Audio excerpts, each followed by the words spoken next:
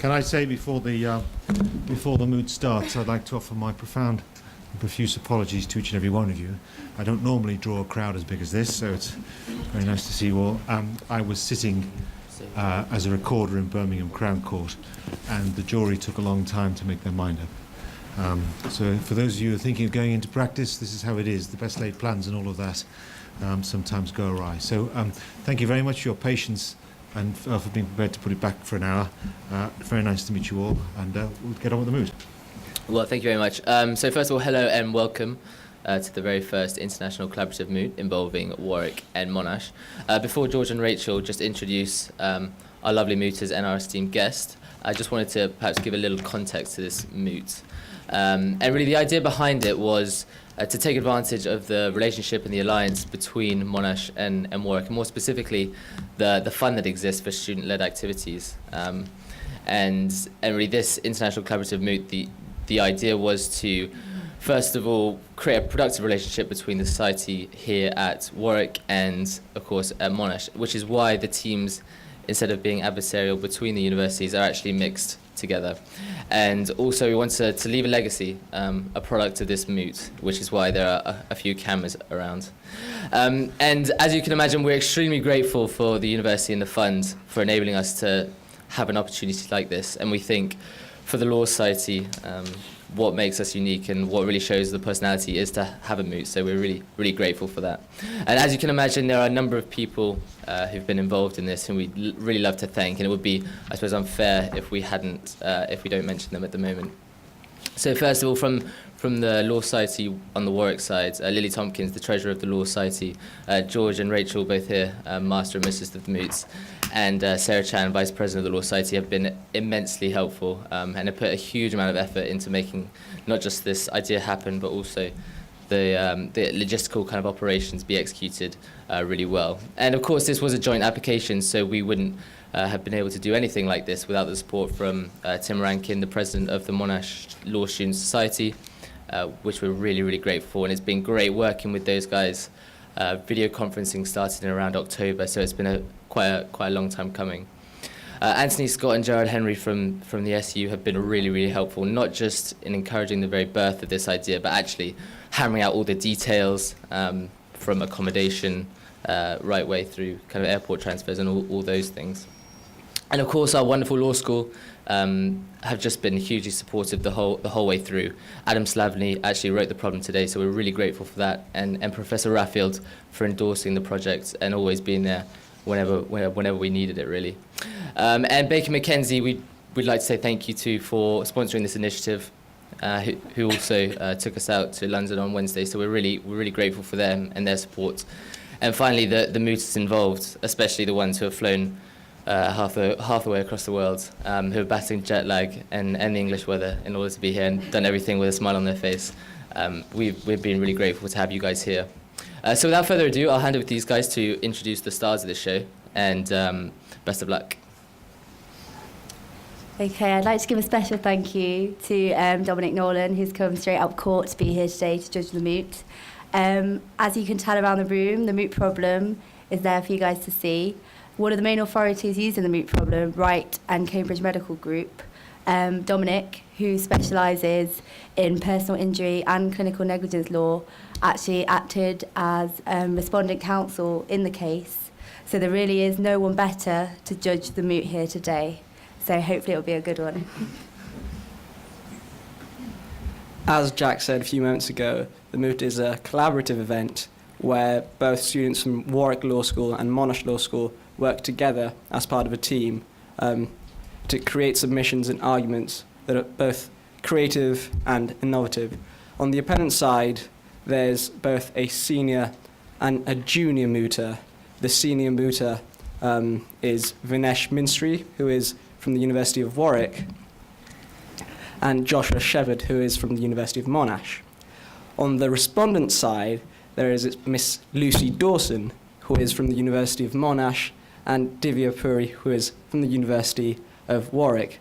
And interestingly, Divya will be going next year to Monash as part of her course. And with no further ado, the moot can now begin.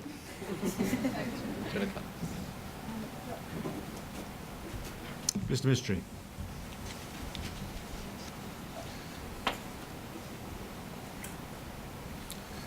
Thank you very much. Thank you. Well, just before I begin, is my microphone working? No. Okay, great.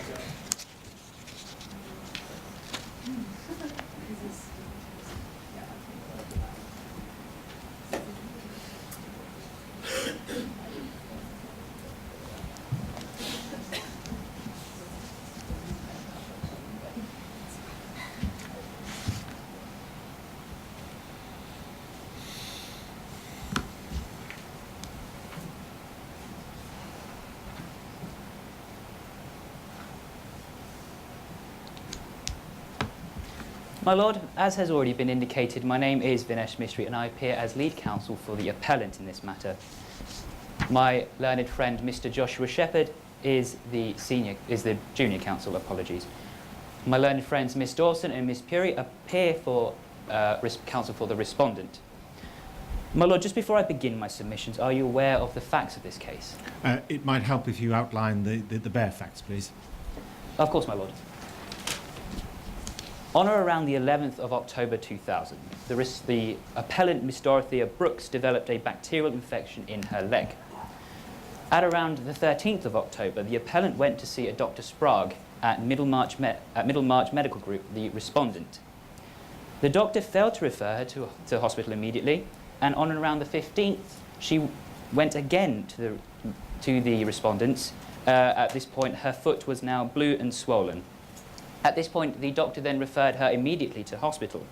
However, upon arriving to the hospital, she had not been seen by a consultant for 3 days, and she was given the wrong antibiotics by the junior doctors. This caused permanent damage to her hip.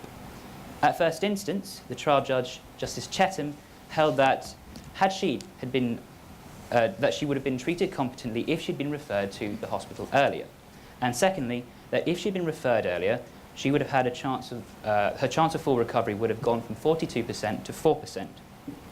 And finally, in applying the case of Wright and Cambridge, the claimant enjoyed the presumption in law that she would have been treated competently because, if she had been referred to in good time, because the defendant could not rebut this presumption, as this would have deprived the claimant the right to sue the third party for damages. In the Court of Appeal, they found in favour of the respondent, and it is now on further appeal here on two grounds. Firstly, that the appellant is entitled to the presumption because a claimant may recover for being deprived the right to sue the third party. And secondly, that the appellant is entitled to recover for a loss of chance. My Lord, I am concerned with the first ground of appeal in this matter, and my junior is concerned with the second. With regards to the first ground, I make 3 submissions in principle. My first submission is broken into 2 halves. First of all, that the presumption is correct as a matter of legal principle, and secondly, that the appellant is entitled to recover. Is entitled to this presumption, apologies, my Lord, because the respondent cannot rebut this presumption, as doing so will disregard the liability of both the respondent and the hospital as if liability were joint. Secondly, that this presumption cannot be rebutted because it cannot be denied, as this would go against the first principles of basic tortious damages. And finally, simply as a matter of commercial policy, the appellant is entitled to recover damages for being deprived the right to sue the third party because the respondents are better suited to bear any financial loss. My Lord, if you have no questions at this moment, I'd like to proceed with my first submission. So can I just clarify? First is that not only is the presumption of competent treatment correct, but it's irrebuttable in law, you say? Yes. Secondly, you say that compensation should be recoverable because the principle which should have primacy is that the basic tortious principle that damages should be recovered to remedy a wrong. Yes. And thirdly, you say that insofar as policy becomes relevant, the GP practice is better suited to meet this claim than the hospital. Yes. Thank you, my Lord. Yes. Thank you. With regard to my first submission, just as way of reiteration, the first part is that the presumption is correct as a matter of legal principle, and in detailed deeper explanation of the second half, that the respondent cannot rebut this presumption because of the uncertainties and impossibilities in the causal chain, we must regard liability as joint. Therefore, the appellant, must be entitled to recover for damages for being deprived the right to sue the third party because the third party nonetheless committed a wrong. My lord, are you aware of the presumption as laid out in Wright and Cambridge? I have come across the case. I thought you might have as well. Just Yes. for the purposes of the audience, would you like me to please. explain it? It might help if you expound it. It's always good to see one's defeats set out in the minutest detail. And I'm very much looking forward to, somebody has referred to an academic article saying, is right wrong? And I'll be awarding points for that being referred to frequently. Yes, Mr. Mystery, the principle in Wright. Well, quite simply, in the case of Wright and Cambridge, which can be found in the 2013 volume of the Queen's Bench Reports, page 312. There you'll find under paragraph 85, which is under tab 1 of our bundle, it should be the green sticky tab. Thank you very much. Yes. Quite simply, it was held that the claimant in this particular case enjoyed the presumption because if the presumption being that if she had been referred to hospital earlier, she would have received competent medical treatment. And although this was challenged upon in lower courts, it was held that this presumption was applicable to the cases because of the way that the facts suited with the context of the case and the causal chain. My lord, if that satisfies you, I'd like to proceed with my submissions. Yes. First of all, that the presumption is correct as a matter of legal principle, because where there are uncertainties and impossibilities in the causal chain, the law should presume in the favour of the claimant, as in this case, favoured in the sense that she would have been treated competently, because the claimant did not cause any risk of injury to her. My lord, if you could please refer to tab 2 of our bundle. Again, there should be under tab 2, there should be a green sticky label. Yes. Thank you. There you'll find the judgment of Lord Wilberforce in the case of McGee and the National Coal Board. My lord, are you aware of the facts of this case? Yes, this is the brick dust case. Yes. Absence of showers. Would you like me to explain anything in this case? Well, the essence of the case was that this was a man who got dermatitis from brick dust in the course of his employment, and he'd not been provided with showers at work, and he wanted to sue for the dermatitis. Yes. But the difficulty he had was that he'd have got brick dust on him anyway, whether he had to shower or not, and the issue was, could he prove that the absence of a shower was causative of injury? Yes.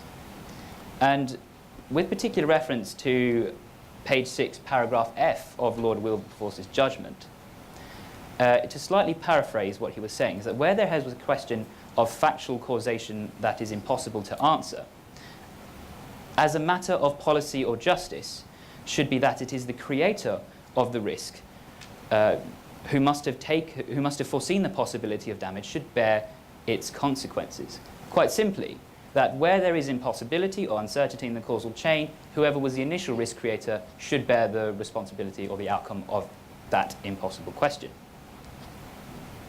So what you're saying is that where there is a material increase in risk, that alone should be sufficient to prove causation? Certainly it would indicate that.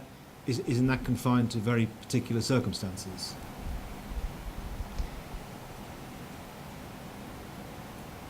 Well, yes, my lord, as I will explain in due course, where there are successive tortfeasors for whom we cannot actually quite pull out the duties and what damage those breaches had caused, and we cannot entirely for certain explain who was responsible for what, then the material or significant contribution test will usually apply. Yes. But, apologies, my lord. No, that's true. It's often said that causation is so often fact-specific and context-specific. And what you're saying is that where there is genuine difficulty in ascertaining who's responsible for a particular wrong, the law will step in and find a causation answer. Yes. And, my lord, this is exactly what I'm suggesting in the case in front of us, that here we do have one question that we simply cannot answer just on the basis of the fact itself. That if the appellant was admitted to hospital earlier, would the junior doctors have given her the wrong antibiotics? That is simply impossible for us to answer because we do not know what would have happened if she had been admitted early. We do not know. We might have had an indication as to who might have seen her, but we simply do not know what course of conduct they would have taken. So, in applying the facts in front of us to the obiter comments of Lord Wilberforce in McGee, we have two risk creators in this scenario. One being Dr. Sprague of the respondent, simply because he failed to refer the appellant earlier. And secondly, the junior doctors who gave her the wrong antibiotics, which perhaps could have exacerbated or worsened her condition. So sorry to interrupt you, Mr. Mystery, but if I have it right, Dr. Sprague negligently fails to refer on the 13th. Yes. She's appropriately referred on the 15th. Yes. On the 15th, she gets bad treatment. Yes. Why is Dr. Sprague negligent for bad treatment she gets on the 15th? Well, he's not negligent for the bad treatment. He's simply negligent because... Sorry, I may have expressed that wrong. Why is he liable for the bad treatment she gets on the 15th? Well, simply because this issue is not referring to just what treatment she had received, but to her injury itself. So in this particular case, she had received permanent damage to her hip, and we can backtrack that through the causal chain to initially the acts of Dr. Sprague upon the 13th of October. If he had referred her to the hospital earlier, then the outcome in front of us may not even reached court. It perhaps could have been, and it could have been settled by the doctors, and our appellant would have suffered no damage. We simply by processing through the causal chain. Factual causation is necessary, obviously necessary. Yes. And we were exploring with McGee where factual causation can be difficult to establish. But is factual causation alone sufficient? No, my lord. I appreciate that there is that one also requires legal or causation or remoteness. Yes. However... Isn't that your difficulty in this case? Well, I don't think so, my lord. Educate me.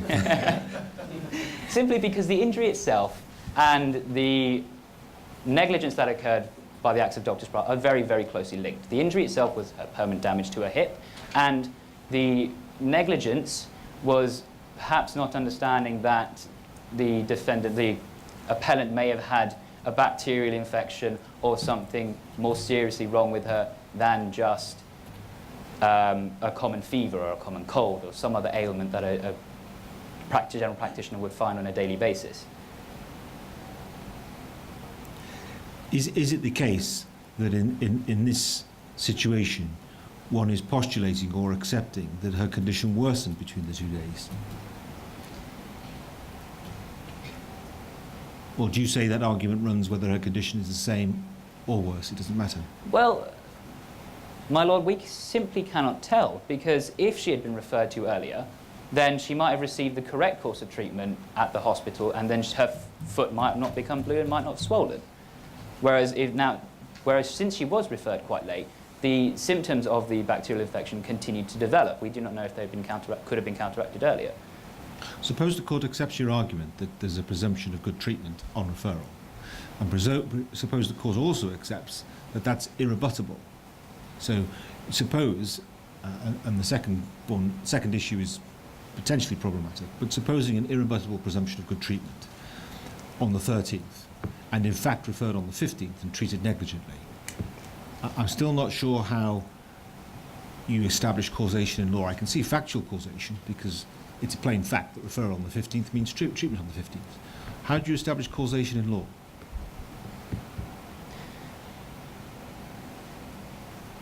Well, my lord, I apologise, this is not in our bundle, but the case of I believe it is Wagon Mound. Yes, Suggests... I've heard of the Wagon Mound. Yeah, apologies, it's been a while since I've done taught law. Well, you have a packed hall hanging on your every word. Well, to the best of my knowledge, the remoteness of damages is usually assessed on what sort of damages were foreseeable and what sort of damages actually happened. Yes. So there's sort of a bipartite test towards it.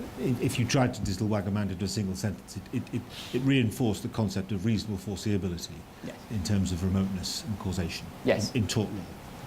And, my lord, I simply submit that it is foreseeable certainly reasonably foreseeable, that if the doctor had failed to refer her earlier, that that further damage is very, very, very likely, if not nearly certain. What about your argument that the presumption is irrebuttable?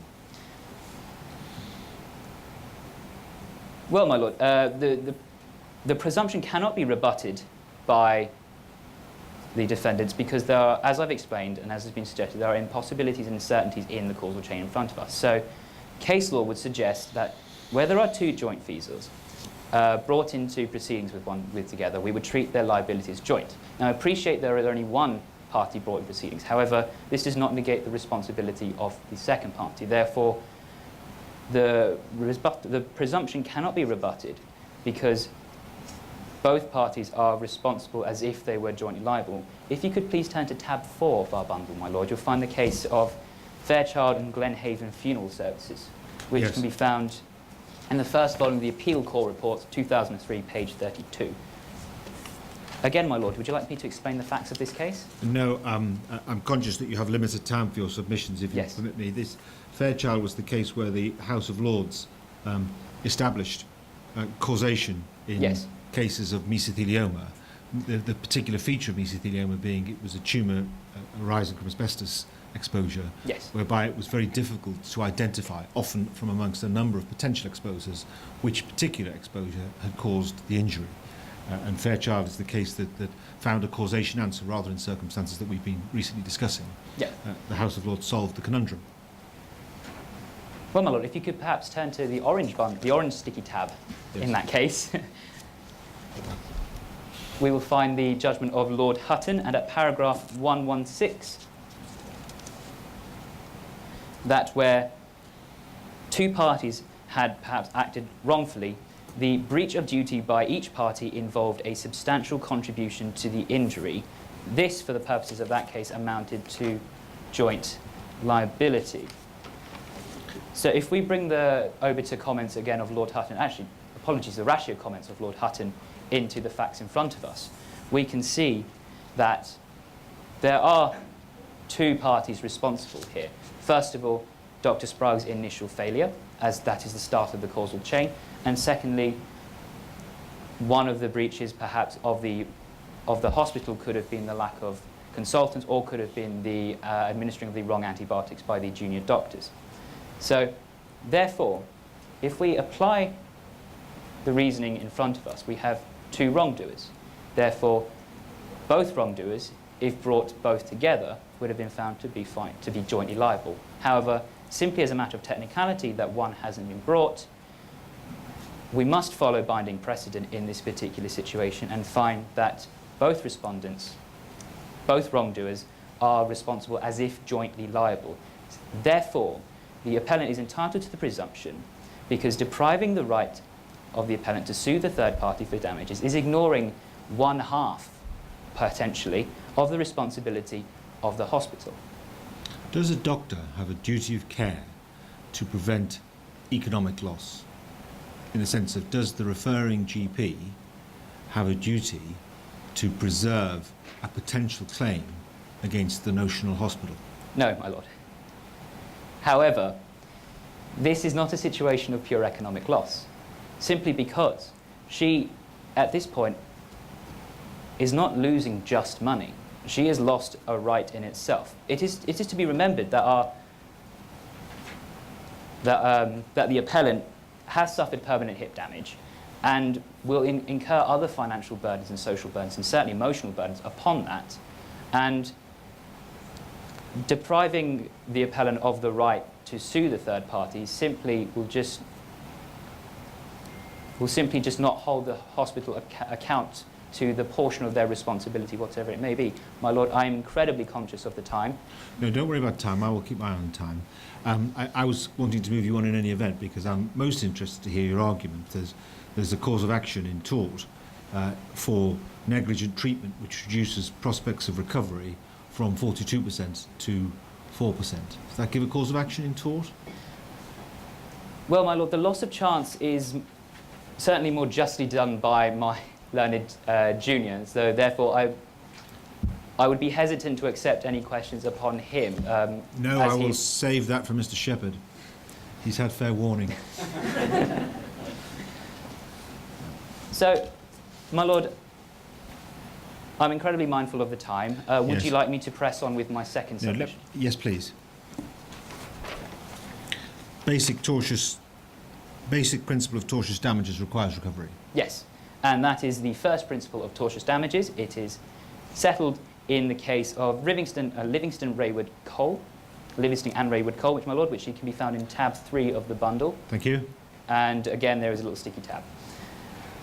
There you'll find, under page 39, the comments of Lord Blackburn, quite simply stating that where an injury is to be compensated by damages, in the settling sum of money to be given should nearly as possible get at that sum, which will put the party in the same position as she would have been in if he had not sustained the wrong.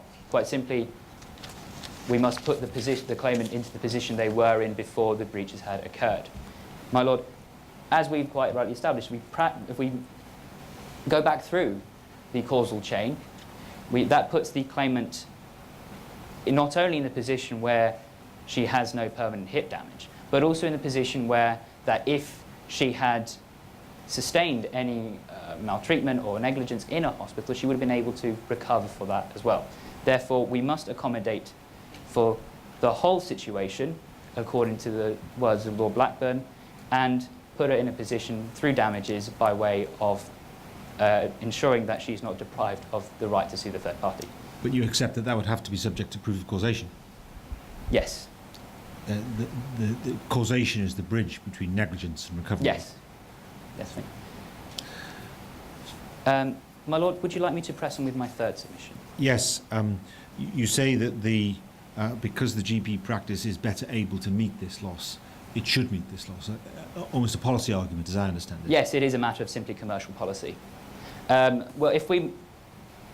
Albeit I do not know these for certain because they're not laid out in the facts in front of us, but one can certainly make some reasonable assumptions as to the financial burdens of a medical group compared to the financial burdens of a hospital. First of all, a medical group is more likely to have fewer patients than a hospital any given one time, and is more likely to have fewer staff. Therefore, in terms of any employment finances...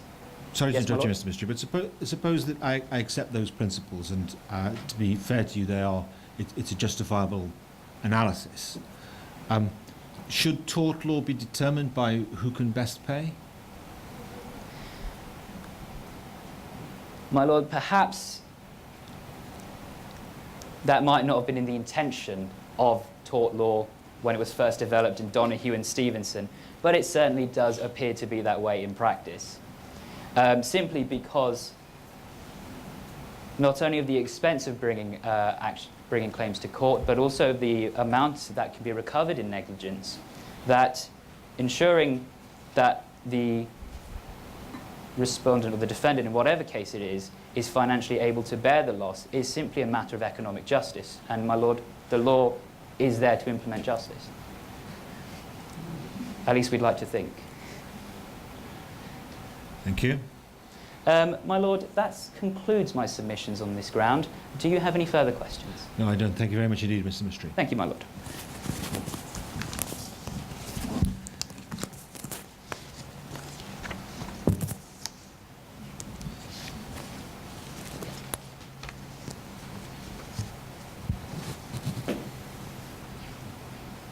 Mr. Shepherd.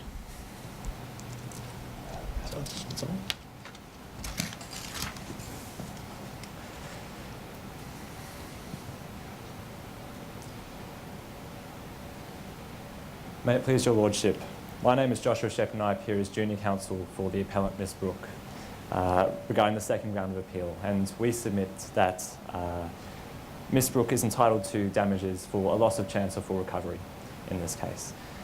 My lord, Justice Cheetham found at trial that Miss Brooke had lost a 38% chance of a full recovery, and my client has suffered a permanent hip injury that will be with her for the rest of her life. We therefore appear before you today asking for an order of damages for my client to recognise that she has lost something valuable to her, being that chance of a full recovery.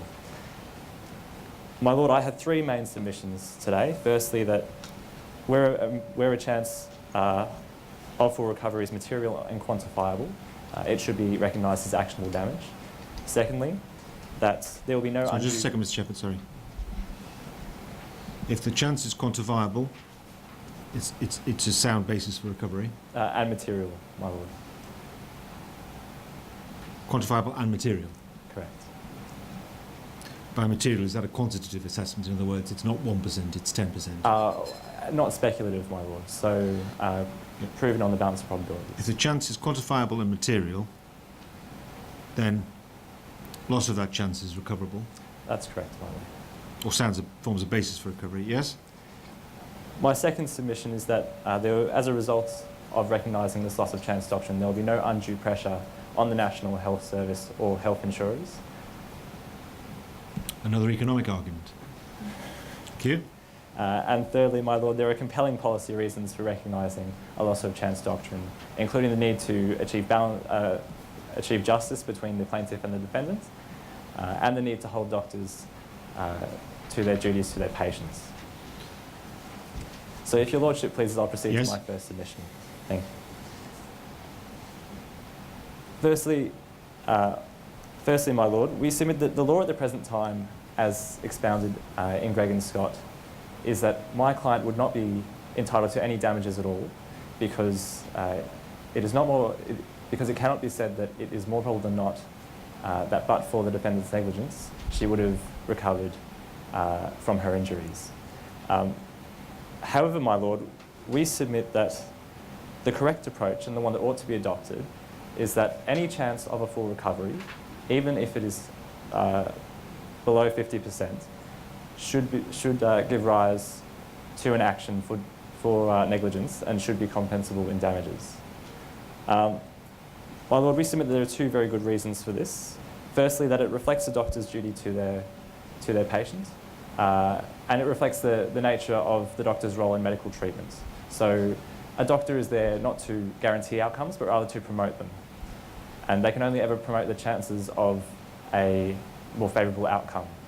And once you take that as your founding premise, and you aim to reflect that in the tort of negligence, they should be liable for any destruction of chances of recovery from their illnesses. You refer to loss of chance, and you've just mentioned then, you've used the word destruction of chance. But this case is slightly unusual in the sense of that's quite a large reduction, 42% to 4%. 4%. And there's one argument that says that's a reduction of 38%, and there's another argument that says that's a reduction of about 1,000%, because 4% is about a tenth of 42%. So is that a 1,000% reduction or a 38% reduction? Well, my lord, I suppose it's a 38% difference. Yes. So you'd say you rely on the difference. Yes, that's correct. You'd say this runs even when the chance is merely reduced. Yes, that's correct. So if there was a prospect of recovery of 40%, and then through negligent delay in treatment, the prospect is only 30%, that 10% sounds in damage, as you say. That's correct, my lord. Yes? And my lord, we submit... And you know that Gregg and Scott is against you. Yes, my lord. We submit that Gregg and Scott, the majority in Gregg and Scott, with respect, is incorrect on this point. My lord, we submit that a loss of chance should be actionable damage where it is material and quantifiable, not speculative. So it must be proven on the balance of probabilities that this chance existed before the negligence. Well, I'm awaiting with interest you're taking me to Matsuyama and Birnbaum, which looks like an American decision from what I can see of the citation, but it's not a case I'm familiar with. So if you could take me to that, because you say that supports your proposition. Certainly, my lord. Well, let's look at that then. Matsuyama and Birnbaum is a 2008 decision of the Massachusetts Supreme Court. And I'll run your lordship through the facts of that case very briefly. Yes? A man presented at a general practitioner in 1995 complaining of gastric illness. And for the next 3 years, the GP had recommended over-the-counter medication for him, and had done everything for that patient short of ordering tests to definitively determine the cause of the complaints.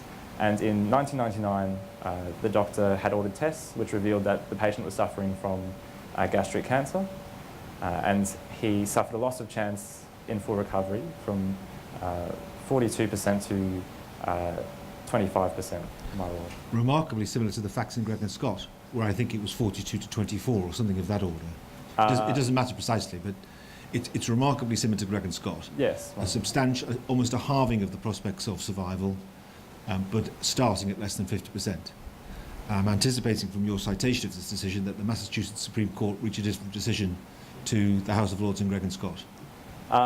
Yes, my lord. Well, the Massachusetts Supreme Court did find that loss of chance was actionable damage, and they awarded damages in favour of the plaintiff in that case. And my lord, you can find Matsuyama at tab 6, I believe. Thank you.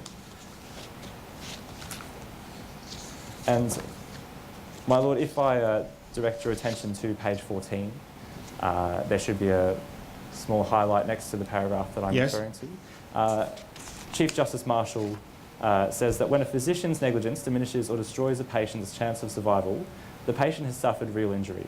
The patient has lost something of great value, a chance to survive, to be cured, or otherwise to achieve a more favourable medical outcome. And it continues over the page to suggest that this is not a theory of causation, but rather a theory of injury, my lord. And we submit that this encapsulates the approach that we submit the Supreme Court should adopt in this case. And therefore, in the present case, the Supreme Court should find that my client has suffered actionable damage. Can you think of any medical procedure where the prospects of success for the medical procedure are 100%? Well, I cannot, my lord, and Do you think there is one? probably not. No. So what does one do in the ordinary clinical negligence case if the but-for test, balance probabilities, rough and ready as it is, goes out of the window? In clinical negligence claims thereafter, does not every case then have to start with an assessment of the prospects of success? Potentially so, my lord. Because cases settle now, compromised now, on the basis of we can't prove that the leg fracture, if fixed earlier, would have enabled him to run, but the probability is. So that person recovers 100% of damages. But for every case that happens, if then the hospital could start saying, well, hold on, what were his prospects? Were they 80%, 75%, 60%, and so on? Even if it goes to zero, you're still starting. And I'm interested to hear what you say about it, because this was the argument I ran in when they tried to run loss of chance in Brighton Cambridge Medical Group, to say that every other case, I, representing doctors, will want a discount. Is that not the corollary of your argument? I'm sorry, my lord, I don't quite... What I'm saying is, if you take the balance of probabilities test is crude, you want to replace it with the argued decision in Matsuyama. Well, my lord, I guess the effect of the case in Matsuyama is that the balance of probabilities test is replaced. But I do note that plaintiffs would still have to prove on the balance of probabilities that a chance existed. Yes, they'd still have an onus to discharge. What I'm saying is that what is your argument in response to the idea that this, if it trashes the balance of probabilities test, does that not fundamentally affect how we look at all clinical negligence causation cases? Yes, that's correct, my lord. And you think this is a better solution? My lord, we think this is the only solution for this area, given that in clinical negligence cases, as I said, doctors are there to promote chances of more favourable medical outcomes, and we should aim to, as much as possible, reflect their role in what they're liable for. We also, if I might skip ahead to some of my arguments on policy, my lord, we submit that a doctor, this better reflects a doctor's duty to their patients, in that a patient can attend hospital, they can arrive there with a less than 50% chance of recovery before they get there, and that effectively empties the content of a doctor's duty to that patient. Because whatever the doctor does, negligent or not, the patient was more probably than not going to have a better outcome anyway. And we think that's quite perverse, my lord, in that only some of the patients that walk into the hospital effectively get the duty from their doctor. Yes, that's a good argument. If you take the average cancer outpatient day, and if you say approximately half of them are sadly already below the 50% line, you're saying it can't be right that the doctors treating that group owe no duty of care to them. That's correct, my lord. There are other duties there. They owe their professional duties and their professional responsibilities. Certainly, my lord, but we suggest that this is perhaps the most important duty of all in this case, the duty that the doctor is aiming to maximise the patient's chances of recovery. That's what you attend a doctor for, is to help you through your illness.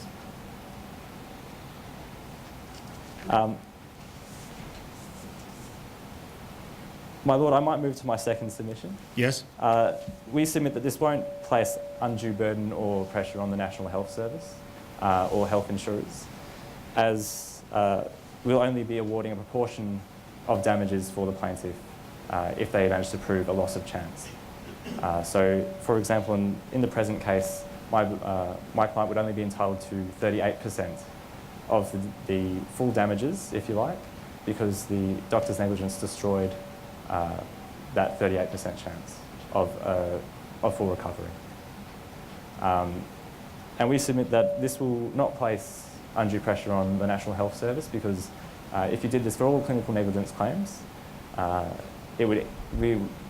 we submit that it would even out across all of them, because you would no longer be awarding 100% damages for making something up on the balance of probabilities. Yes, that's a valid argument, and I think it's echoing the argument that I was referring to earlier, that in every case in which there isn't a 100% prospect of success, the tortfeasor should get a discount. Yes. On the best day, I was only giving you a 90% chance, so I'm not paying you 100% of damages. Yes. Do you think patient groups would like that outcome? Well, my lord, what about the sorry to interrupt you, what about the birth injury? Birth injury now damages cerebral palsy caused by birth asphyxia. If paid as a lump sum, £7 to £8 million a case.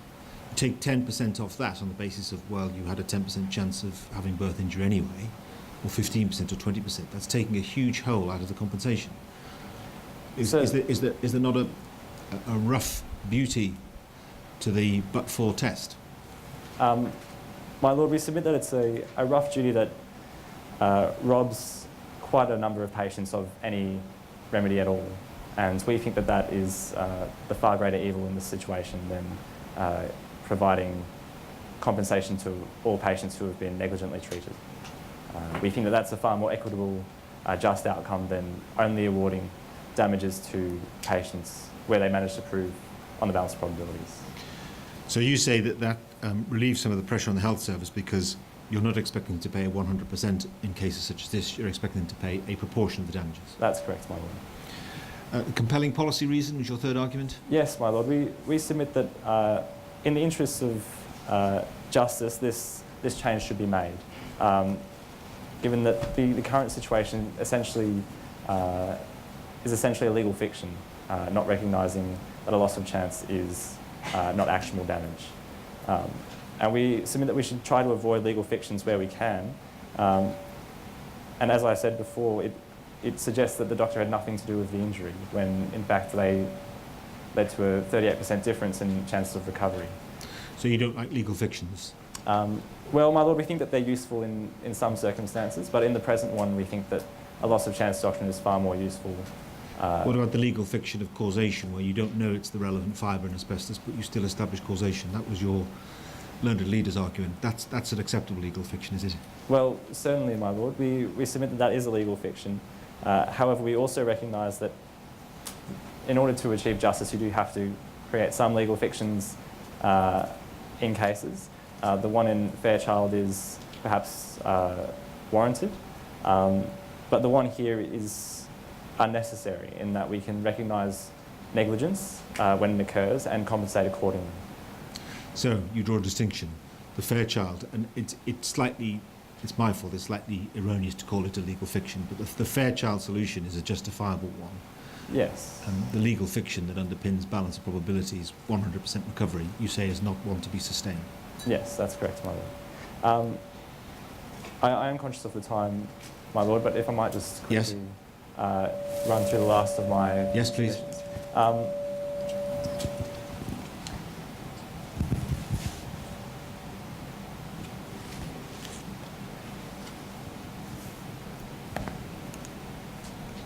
My Lord, we submit that that this is first of all, that as my learned senior commented, that tort law should be somewhat concerned, at least, with providing compensation where negligence occurs, and that this achieves that the loss of chance doctrine achieves that. In this case, we submit that this recognising loss of chance has parallels with the duty that a solicitor has to their client, and we would cite Allied Maples and Simmons and Simmons as a case where a solicitor had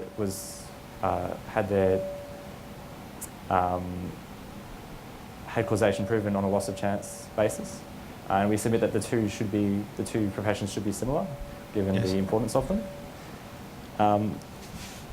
And my Lord, we also submit that recognising loss of chance is the best means of recognising the role of the doctor in the circumstances. If your Lordship pleases, I have no further submissions to make. Mr. Shepherd, thank you very much indeed. Thank you. Ms. Dawson.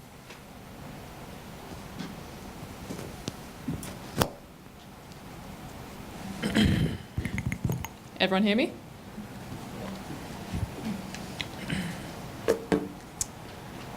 If it please my Lordship, my name is Lucy Dawson, and this evening I appear as Senior Counsel for the Respondent. This evening I will be addressing the first ground of appeal, for which I have two submissions which your Lordship can find detailed at point 2A and 2B of the Respondent's skeleton.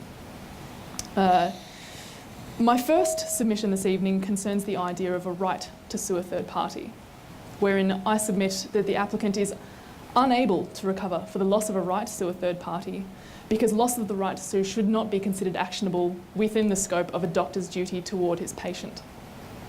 My second submission rebuts the notion that we should recognise any presumption at law that patients will be treated competently by hospitals even when they are referred timeously. I rebut such a presumption at law because this presumption has the effect of reversing the burden of proof for causation from the claimant to the defendant, and I will explain that in due course. Now, Your Honour, before moving to my submissions, it is probably for the benefit of the court and the audience that I explain I have taken a slightly different approach to the first ground of appeal than my learned senior, Mr. Mystery, who has decided to deal with the point of appeal as a whole, whereas I have split it up into two separate questions of law. So long as that is considered acceptable by the court and is understood, I'll move on. Thank you, my Lord. Now, moving to my first submission. It is a question for the court whether we should recognise a claimant's right to sue a third party in a medical context. There is, in fact, only one case which has been heard before English courts which deals with this issue, and that case is, of course, the case of Wright and Cambridge Medical Society. My Lord, it is our submission this evening that not only is this case not binding upon the Supreme Court, but that ultimately we should not consider it persuasive on the issue of whether or not we should recognise a right to sue a third party as actionable in medical tort.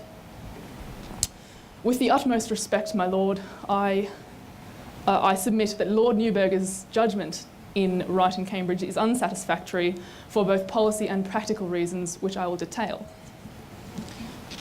The first and most important reason that we find Wright as an unsatisfactory judgment or precedent on this issue is that the ratio of that decision is not based upon any proper precedent and flies in the face of accepted negligence law principles. Now, Your Honour brought up the issue of remoteness, or the issue of remoteness, and how remoteness attaches law to fact and causation is in the middle. Now, my Lord, as it stands, sorry if I might begin again. Well, as it stands, this notion of the idea that you should be able to sue because you have lost the right to sue a third party, this notion is not actually really an accepted practice in an accepted notion of negligence law, aside from Wright and Cambridge. Now, there are in fact only 2 scenarios which have been recognised by courts where this right to sue a third party has actually ever been recognised. And those 2 scenarios, the first is where a solicitor has failed to inform his client that the client has an opportunity to sue a third party, wherein the client can sue the solicitor for loss of that opportunity. The second is where a person is unwittingly defrauded out of an opportunity to sue a third party. Now, my lord, beyond these 2 cases, there are in fact no other accepted precedents in English law which recognise that anyone can sue for the right, can sue for losing a right to sue a third party. Well, but the argument of the decision of the court in Wright, so far as this aspect was concerned, was, if you've struggled unpicking what exactly is the ratio of Wright and Cambridge Medical Group, I can tell you from various conversations I've had, you're in an esteemed company. But the point is that to sue a hospital for failure to treat you is a clear, to have a right to sue a hospital for a failure to treat you is a clear chosen action. And you can sue for the loss of a chosen action, such is fundamental to the law. And I can tell you that certainly Lord Newburgh did not see it as at all problematic, the idea that that is what you've lost from the doctor's negligence. You've lost the right to sue the hospital. The argument, of course, in response I set out was, well, the GP is not the insurer of the hospital. Why should the GP be liable? But that's the tack taken. And one of the scenarios considered would be this. What about, suppose there's a hospital which has a small accident and emergency department where the person who purports to be the doctor in that department is actually not a doctor and is completely and utterly hopeless, not even qualified, and the GP fails to refer to that department. It's accepted as a fact that doctor could never have treated this patient correctly, even if referred. Now, it's an extreme scenario. But is that patient, if the GP fails to refer, is that patient to be without a remedy? Simply because they'd have been referred into this black hole of a useless emergency department? Yes, I would graciously accept Your Honour's my Lord's comments, and in fact agree with what you have said. And I think perhaps you... Well, is that patient without a remedy? No, they are not, according to the authority of Goldsmith, which was cited in the case of Wright and Cambridge. The difference being between the 2 scenarios, that in our scenario there has not been a complete failure to refer, or in our scenario, had there been a referral, there still would have been a chance of recovery. Whereas on the facts that my Lord has presented just now, there is no possibility to draw the distinction. If it's a negligently late referral, but it's beyond doubt that referral would be useless, pointless, because the hospital isn't up to the job, does that unreferred patient have a remedy? Can't sue the hospital because it was never their patient. Should the GP be liable? In those circumstances, we would have to follow the precedent in Goldsmith, yes. We're in the Supreme Court now. We would find Goldsmith very persuasive. Untrammelled scope. Certainly, my Lord. Yes, your point is well taken. In any case, my Lord, I question as a matter of scope whether or not it falls within the scope of a doctor's duty towards his patient to protect the patient or the patient's rights to sue other parties. That is the gist of my argument here. And I submit that it is a doctor's duty only to protect his patient's welfare, or perhaps we could say his privacy, but not much more. And it is certainly not a doctor's duty to protect his patient's economic interests, which is what, in fact, my learned friends are requesting that the Supreme Court identify today, is a protection of an economic interest. There are further policy reasons why the court should not accept the notion of a right to sue a third party in a medical context, and I would briefly take my Lord through those.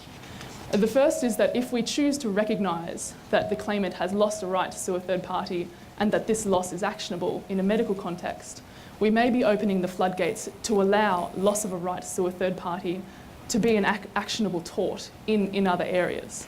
And what is interesting, I draw from Your Honour's comments for my learned seniors, where Your Honour mentioned that in regards to the case of McGee, in that case, the court recognised the unfairness or the difficulty that the claimant had in proving causation, And so within the bounds of causation, found remedy or found a just cause, a just remedy for the claimant.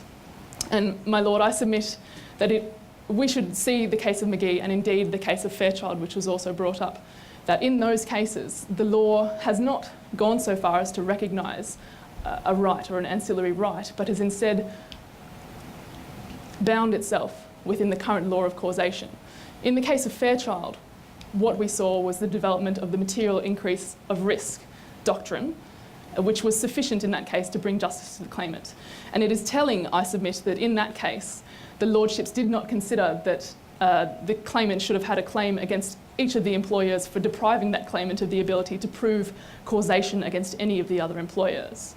They saw that it was enough to stay within the bounds of legal causation, and I implore the court in this circumstance to also restrain itself thus.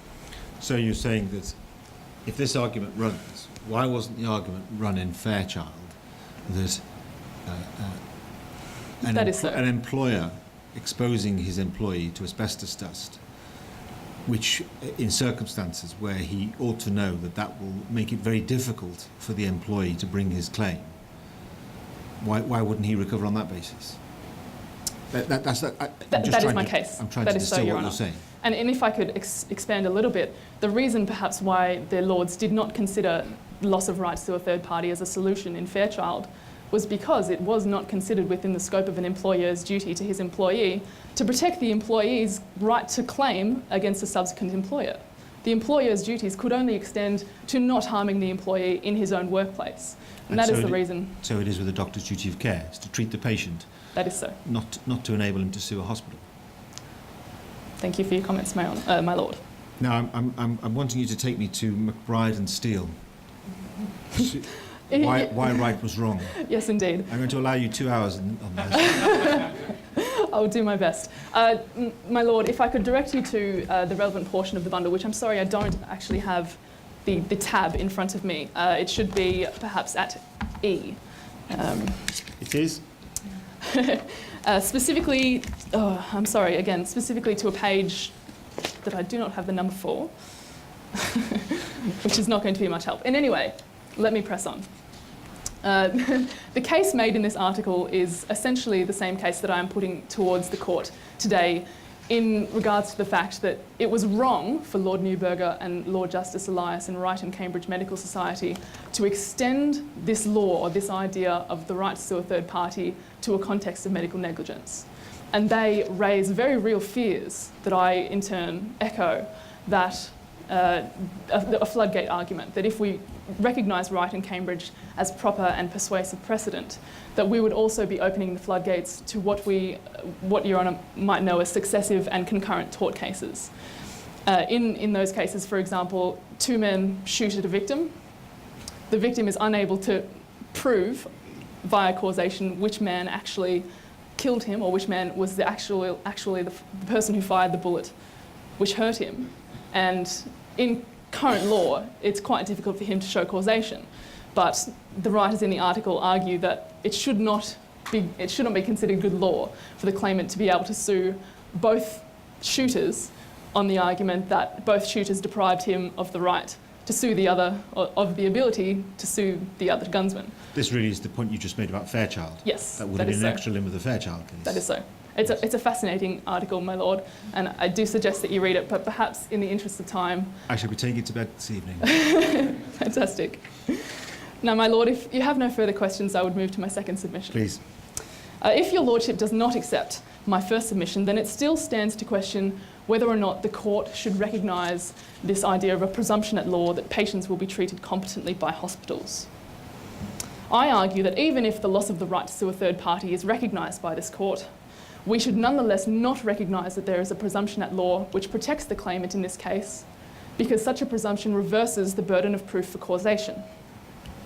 Now, it is well-known authority in the case of Wiltshire and Essex Health Authority, the House of Lord case of 1998, that the burden of proof for proving causation rests with, and always will rest with, the claimant in a tortious case. And I direct my Lord to tab F, page 17 of the bundle, if you're interested in the relevant portion of that case. Well, Wiltshire is seen given how the world of causation has moved on and various solutions have been found to various difficult problems. Wiltshire almost stands like a beacon of the old law in the sense of it is pure proof of causation. 5 potential causes of retroenteral fibroplasia causing the blindness of the child, one of which was over-oxygenation of the blood, or unmonitored over-oxygenation of the blood. Who could tell which of the 5 causes was to blame? Held all the way to the House of Lords. Claimant failed. Plaintiff in those days. So that remains good law. It does, my lord. And if I could perhaps speak to the case of Fairchild and Glenhaven once Yes. more, it is telling that in that case the court chose to follow the authority of Wiltshire in not reversing the burden of proof. It was very unfair that the claimant had this extreme difficulty in proving which employer was the one who caused him the asbestos injury. But the court recognised this unfairness and still refrained from making it for the defendants, each employer, to prove for himself that he had not caused the injury. But does a presumption of proper treatment really reverse the burden? Or is it not simply a reflection of, whenever judges get into difficulty with causation at the highest level, they always refer to pragmatic solutions. Is the presumption of good treatment not simply a pragmatic expression of the fact that I think it's still true that 51% of hospitals will treat you well and 49% won't? It's obviously, would like to think it's better than that. But you see my point, is that the reality in the world is the majority of hospitals treat you well. Why is the presumption, given that that's a probability, a reversal of the burden of proof? I graciously accept your lordship's comments. I have 2 responses to this submission. The first is quite simple, is that Lord Neuberger himself in the case of Wright and Cambridge Medical Society, he ruled that case on the fact that he was overturning the trial judge's decision that the burden of proof rested upon the claimant. On appeal, as your lordship may very well be aware, the case was decided on the fact that Lord Neuberger, he placed the burden of proof on the defendant. And I do implore my lord to turn to tab C of my bundle at page 20 and 21, where the highlighted areas show the words, "The burden of proof has been reversed." Or to paraphrase. So in effect, my argument is that the burden of proof has been reversed if there is a presumption at law, especially an irrebuttable presumption at law, as my learned friends contend. Well, if it's irrebuttable at law, there's no point worrying about a burden of proof because you're never going to get That anywhere. is the case. So you're right. You construe Lord Neuberger's judgment in Wright as saying that it is effectively a removal of, and he found against the defendant in that case on the basis that the judge had not been right to draw the inferences he did. That is so. I can offer, of course, a further, perhaps a more semantical explanation, is that it seems unfair, and what is happening in the case is, at the moment, it is for Ms. Brooke to prove that my client's failure to refer her to the hospital caused her relevant injury. And a presumption at law which assumes that the hospital would have treated her properly assumes the very thing that it is for Ms. Brooke to prove. And while my lord's point about the realities of medical progress being that perhaps 51% of the time patients will always be treated properly is perhaps still not a strong enough reason, or certainly not a strong enough reason in law to reverse this burden of proof. And my lord, I submit respectfully that perhaps such an issue is for the legislature and not for this court today. Thank you very much, Ms. Dawson. My lord, I also have another reason, another policy reason, why we should not allow the burden of proof to be shifted quite so fluidly. And this is that there is a need for predictability in the litigation process. This need for predictability demands that the burden of proof be allocated according to rule of law and not according to ad hoc decisions of those who trial facts. And in the interest of justice, we must ensure that this precedent, this reliability and predictability, that it is always for the claimant, or almost always, for the claimant to prove causation. We should not shift this in this case, or even create a presumption that it might be shifted in future ones. The need for predictability is quite important. And in the interest of time, my Lord, I would ask you if you have any questions. No, thank you very much indeed, Ms Dawson. Thank you. Ms Puri. Oh, sorry.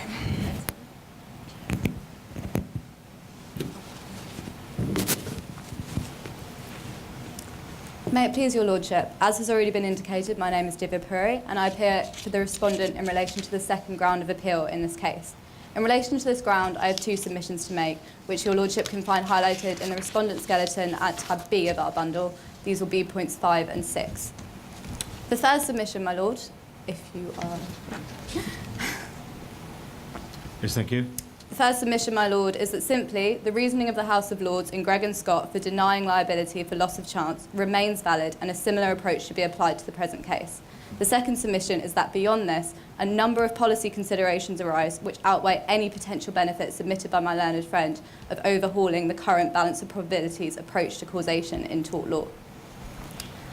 If I may continue to my first submission, my lord. Yes, please. If I may first direct you to point 5A of the skeleton, it is my submission that the court should continue to treat claims for loss of chance as economic in nature and that on this basis damages for liability cannot be awarded. My lord, I'm sure you will appreciate that in every claim for liability it is necessary to classify the type of damages, the type of loss that is being claimed for. It is perhaps obvious that a claim for a loss of chance of recovering from an injury cannot be equated in any way to a physical injury in itself. On the basis that a chance carries some economic value as a currency, for example, one can buy safety equipment to increase one's chances of remaining uninjured, the courts have tended to treat a loss of chance as therefore economic in nature, as I believe your lordship raised earlier to my learned friend. Yes, it's true. The cases such as Allied Maples Yes, and exactly, my Simmons, it's an economic loss case, loss of the opportunity to negotiate better terms in a very broad sense. But what about Mr. Shepherd's point, which is that that loss of percentage is an injury? For instance, if you've got the cancer case, Mr. Gregg, 42% down to I think it was 24%, doesn't matter exactly. But that loss, always below 50%. But the argument is that that difference, 18% in that case, 38% in this case, that translates in a cancer case to years of life. Isn't that an injury to lose that percentage?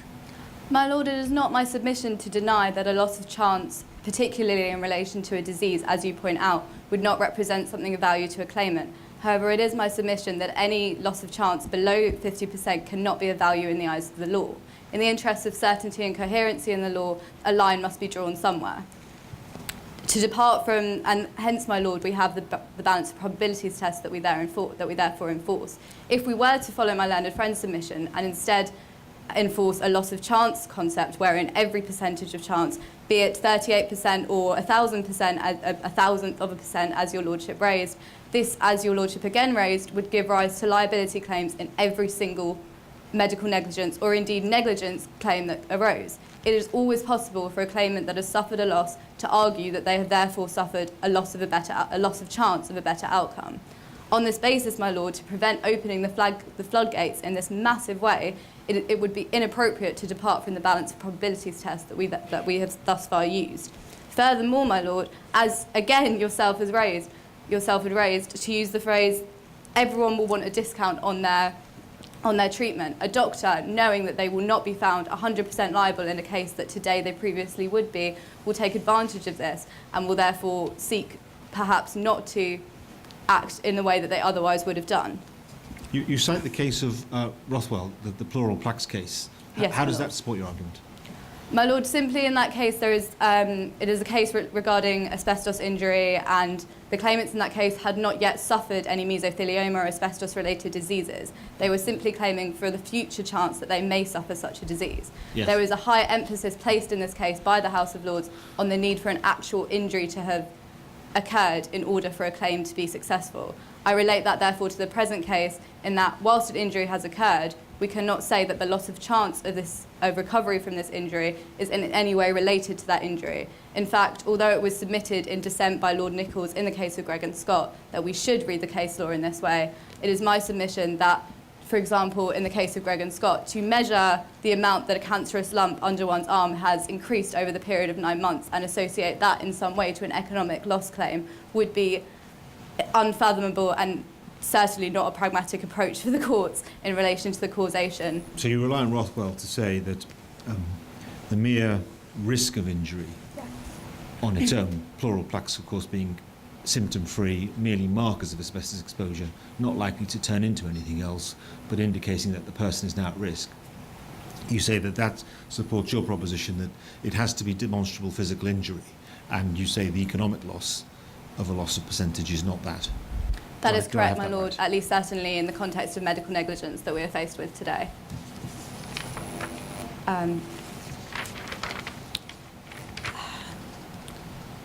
On this basis, my lord, it is my submission that it is not within the scope of a doctor's duty to care for the economic welfare or loss of a patient. A doctor's duty essentially only relates to the mental and physical health of a patient, and to extend the scope of this duty in the way that has been suggested would be inappropriate. It would, beyond many other policy concerns, place an unfair burden that would be unmeetable, that would not be able to be met by doctors, and increase liability costs, increase NHS insurance costs. I'm sure your lordship is aware of where I'm taking this argument.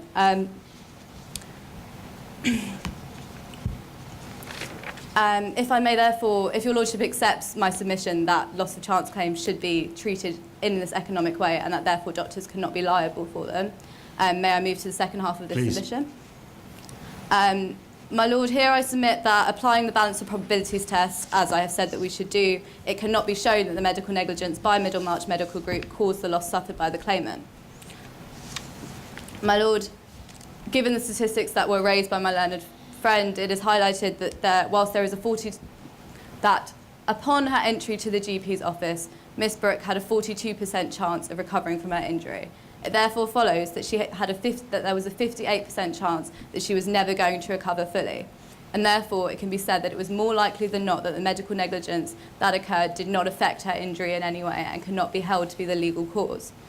If I may refer your lordship further to the case of Hodson in East Berkshire, a reference copy of which can be found at tab J of our bundle, would your lordship appreciate a brief reacquaintance of the facts? Hodson is the young man who falls from a tree, breaks his femur, and is at risk of a complication of that fracture called avascular necrosis, essentially death of part of the bone from loss of blood supply. And he failed eventually. You can tell me why and tell me why it supports your argument. Well, in that case, my lord, the claimant suffered a 5-day delay between when he should have been referred to the hospital and when he in fact was. And it was found in that case that if he had been referred correctly and without negligence, he would have had a 75% chance of recovery. However, I think that's right. Yes. However, upon his actual referral, that had diminished to a 25% chance of recovery. He had a 25% chance of avoiding Yes. it. Sorry, my lord, that is what I mean to say. At first instance, Mr. Justice Simon Brown, who became Lord Brown, gave him 25% of the damages on the basis that he had a 25% chance. That didn't survive long. Yes, my lord, and it has in fact been accordingly submitted by my learned friend that such proportionate award of damages would be appropriate. However, it is my submission, as was found by the House of Lords in the case of Hodson, that proportionately awarding damages would be equally inappropriate to replacing the balance of a probabilities test. Mr. Shepherd says it's the best way to do justice. Take the Hodson case, for example. Why is it unjust? We're in the Supreme Court now. You can make broad submissions on matters of policy. Why is it unjust that Master Hodson couldn't recover 25% of damages? He'd had a 25% chance of avoiding it and it had been taken away from him. The concept of justice is one that I perhaps will not submit on, my lord. However, I submit that in the interest of... Maybe it was my fault to use the word justice, but why is your solution a better reflection of tortious liability than Mr. Shepherd's? Quite simply, my lord, it is because in the interest of coherency in the law, we must uphold a balance of probabilities test that has been established for 500 years in this country, and that the relating law has been... 500 years? 500 years, my lord, I can find you the research. And as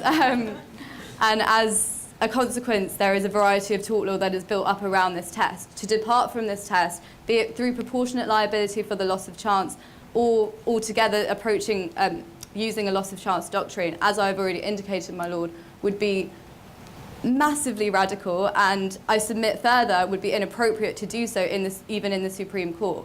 Such a departure would require extensive economic, political and social consideration and a multifaceted, broad approach that only legislative process would be able to award. And therefore, with respect, my lord, I would submit that such a consideration would be beyond your jurisdiction today. That sounds like a challenge.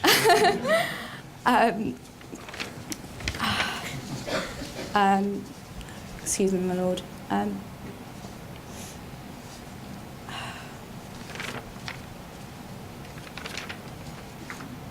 My lord, it therefore follows that the essence of my first submission is that, according to the precedent of Gregg and Scott, we have no valid reason to depart from the current balance of probabilities test that we have, and to do so would be inappropriate for the reasons that I have mentioned.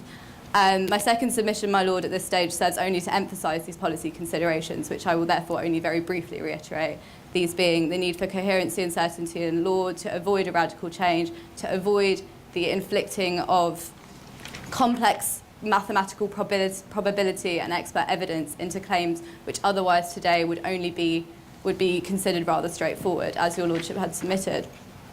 If I may respond to the submission made by my learned friend relating to the need to uphold a doctor's duty to their patient, my lord, it is my submission that this duty would not in fact be emptied of content, because a doctor, as a general practitioner, respects other professional duties to patients, and it would in fact be inappropriate for the law to impose such a duty. This would be overly burdensome and would open the floodgates to a wave of liability. Relating to that, my lord, I submit that even if your lordship were to find in the present case that we could impose this duty on a doctor, the reasoning therein would be uncontainable and would spread to civil liability as a whole. And therefore, the balance of probabilities test would in fact be made redundant in all circumstances. Whereas I believe in the Mitsuyama case that my learned friend referenced you to, there was an allegation, there was a suggestion that they could potentially only contain it to the context of medical negligence. And it is my submission that this would in fact be impossible. Yes, you're right. What would be the position with a car travelling at 54 miles an hour hitting a pedestrian? Is the percentage chances of the car being able to stop in time going to dilute the balance of probabilities test? Yes. Yes, my lord. Therefore, my lord, I can summarise my entire submission quite clearly. It is my submission that a workable system, which we currently have with the balance of probabilities test, which produces perhaps occasional injustice in circumstances such as those that you have raised, is certainly preferable if it is operable with the certainty and coherency that it currently provides. This is definitely preferable to any system which strives to achieve perfection but is in fact mired by expensive and time-consuming complexities. As your lordship yourself put it, the rough beauty of the but-for test is to be preserved. Unless your lordship has any further questions, that would conclude my submissions. Thank you very much, Ms. Puri. Thank you. Well, you'll be very pleased to hear I'm not going to give a lengthy judgment on the issues. On the presumption that there's a negligent failure to refer on day one. Apologies, my lord, for interrupting. Is it possible I may exercise the right to reply? Oh, forgive me, Mr. Mystery, yes. The floor is yours.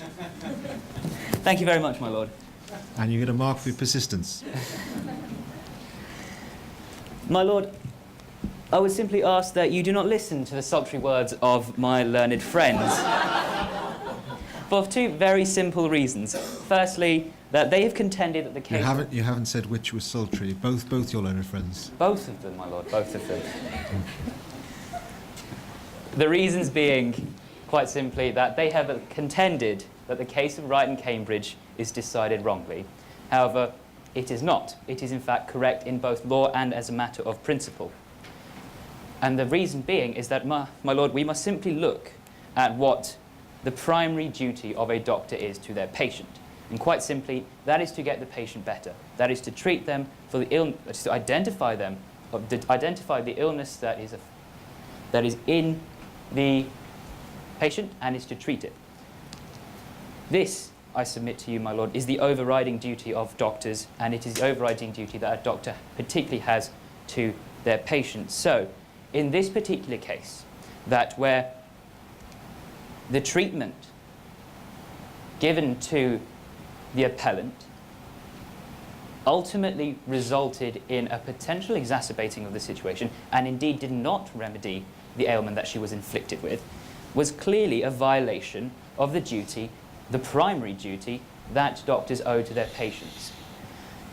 My learned friends have extensively relied upon the case of Wiltshire to suggest that the burden of causation is firmly placed on the defendant. And my lord, I accept this position in the general cases of tort that is presented in front of us. But in this particular case, that the case of Wiltshire is not only from the 1980s, and which the case of Fairchild and all the other mesothelioma and successive tortfeasor cases have all occurred in the last 20 years or so.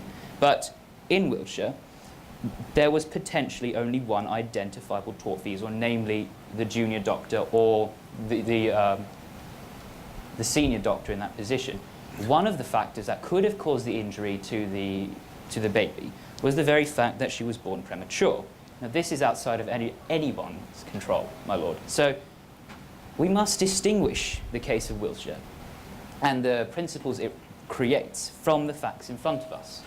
Quite simply, that where there is more than one potential tortfeasor and two completely separate entities, that we can shift the burden onto the burden of presumption, the burden of proof, apologies, my lord, onto the defendant, because there is simply no way to tell who had caused what in the entire causal chain. My lord, I'm incredibly mindful of the time. Could I please proceed on to my second submission? Yes.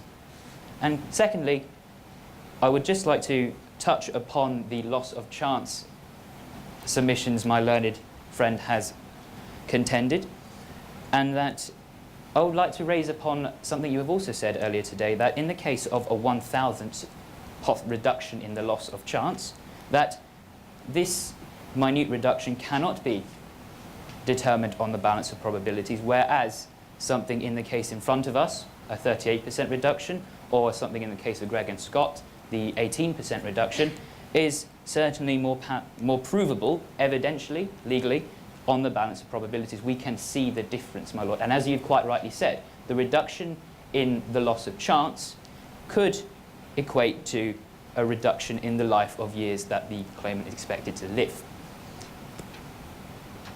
And one final point upon this, my lord, is that this is not a claim for pure economic loss. As my learned junior has quite rightly pointed out, that this loss represents something. It is the most personal injury possible, and it is closer to analysis in Fairchild than it is in the sense of it being in Gregg and Scott, simply because of the causation difficulties that are presented in front of us. My lord, if you have no further questions, that concludes my right to reply. Thank you very much, Mr. Mistry, and I'm sorry I cut you off going to my judgment. Thank you very much, my lord. I would find for the defendant in this case, the doctor, not out of any wish to maintain the position I had to argue in right, well, that's a pretty good reason in itself. If you had a situation of referral on the 10th and negligently delayed to the, referral on the 13th, negligently delayed to the 15th, but the chances of treatment are not altered, then definitely not causation. It may be that you've turned up on another day, you may have got the bad doctor day or the good doctor day. Unless you can establish that the odds had changed, there's no causation. And the authority for that is a case called Chester and Afshar, with somebody who underwent spinal operation but wasn't informed of a very small risk. And there's a lovely passage within that of Lord Hoffman talking about visits to the casino, which makes the point better than I could. So referral day A or B, if the chances of success are the same, if B is the day when things go wrong, that's tough, you don't have causation. Loss of a chance. I should tell you that when I was on my feet in Wright, and this came up because the loss of the chance was not run at first instance, and the claimant brought a leader in for the cause of appeal, and they wanted to run loss of a chance. To my surprise, astonishment, shock, horror, when this was raised, Lord Newburgh was actually very interested in the idea of loss of a chance in clinical negligence claims for the sort of reasons that you were articulating, Mr. Shepherd, that isn't this a fairer way to do it? Lady Justice Smith, who more familiar with this territory, as it were, was very much trying to calm him down and saying that really wouldn't be a very good idea given what Greg and Scott had decided. So I don't think loss of a chance gets off the ground, but bear in mind Lord Newburgh is now President of the Supreme Court and has dropped the hint in Wright in his judgment that he would think that the position's worth revisiting, so it may yet happen. I maintain that the corollary would be a discount in every clinical negligence case, because no case is ever 100%, and that way lies madness, because every case would have to litigate then. And so I think the rough and ready balance of probabilities rule is here to stay. There's another point, which is this: Fairchild broke new ground in reaching its conclusion about causation of mesothelioma. There have been more asbestos cases that have come to the Supreme Court and the House of Lords, and in a more recent case called Sienkiewicz, there are two, I think it's Lord Brown and Lord Mance, both say, look at the mess we've got ourselves into, because the argument was, did Fairchild just apply to mesothelioma? Why doesn't it break out into other difficult cases? Now, obviously, Fairchild itself has been passed over by legislation, now covers this area, the compensation. But Sienkiewicz, there's the warning, and I quoted Sienkiewicz in Wright to say to the Court of Appeal that you're getting a warning from the Supreme Court here, don't mess with but-for causation, because that way madness lies. Finally, rebuttable presumption and the doctor being the guarantor, as it were, of the health service. I think in the end, that's pretty much just Lord Newburgh on his own, and the idea, certainly the idea of an irrebuttable presumption. And I think it depends on the facts in the case. And certainly in Wright and CMG, anybody, Cambridge Medical Group actually is in the northeast. It's near Middlesbrough. It's not in Cambridge. It's just the name. It was on Cambridge Road in Middlesbrough. But the case concerned a hospital, and it really was the situation that the hospital was pretty bad. And if I just share with this anecdote with you, when we did the trial at first instance in front of Mr. Justice Mackay, I had called one of the other doctors in the practice who was giving her evidence. And my opponent, trying the question that you sometimes just take a chance on, you don't know what the answer is. The first rule, of course, is only ask questions to which you already know the answer, in general. But I don't mean any disrespect to him. I could see why he asked this question. But he asked this GP, who was a lady who had young children, what she thought of the hospital. He was trying to build a case that the hospital might not be so bad. And as he asked that question, I looked down at my notes, and there was this silence. And in Court 25 in the Royal Courts, the silence was broken by a sob from the witness, who was remembering and then recounted her horror story of having taken her own child to the hospital who had nearly died. And it's a sort of moment in litigation, spine-tingling moment, where we had to stop and she had to calm down. And my opponent said he wished he hadn't asked that question, but that's litigation for you. Now, as it happens, the Court of Appeal did not think the judge had enough to say that any day you sent this child into the hospital, it would have gone wrong. And it's also true, they were unhappy about the whole notion. They were unhappy about the whole notion of saying a hospital can be so bad. So, whereas we were disappointed in the result, certainly I could understand why the court was unwilling to part with a very strong presumption of good quality care elsewhere, because they didn't want to undermine the prospects generally of late referral cases. But this is an issue in my practice that I see time and time again, late referral of sick children in devastating cases. And so the causation issues will rear their heads again and again, and loss of chance may yet get to the Supreme Court. Well, that's enough of that. That's all the boring legal bit. In terms of the mooting, may I pay the compliment of 4 very, very competent performances. This is an extremely difficult and challenging area of the law, as you will have seen from various very senior, very learned and able judges who expressed the difficulties in getting to grips with this sort of question.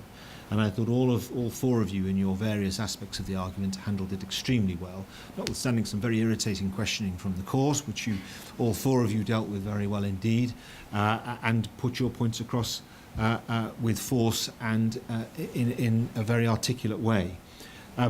If I had to start nitpicking, and I do, the quality of a moot is really dictated by the content of the argument. It's a very, very common experience of mine that mooters, because you're young, and bear in mind it's a long time ago now, but I was once sitting at that table making moot submissions, one gets very enthusiastic about policy and your point about who should bear the loss, which is better economic. Very often you find yourself in areas that you can't really sustain. My advice is in mooting, go to the black letter law. Leave policy. If policy should be 0.5 and only 0.5, get to the black letter. What do the cases say? What can we construe from the authorities? But in terms of delivery, very good indeed. The bundling, very good. Took me up and down it very well, all good. And believe me, you start, as in real life, as in any trial, if you hand up a crisp, paginated tabbed bundle, you're ahead of the game with the judge. It's very important. If I had to pick a single winner, it was Miss Dawson, who, if I may say, had poise and presence, which marked her out amongst some very good mooters. So in the invidious, and you'll know how hard it is for me to say this, but Australia wins.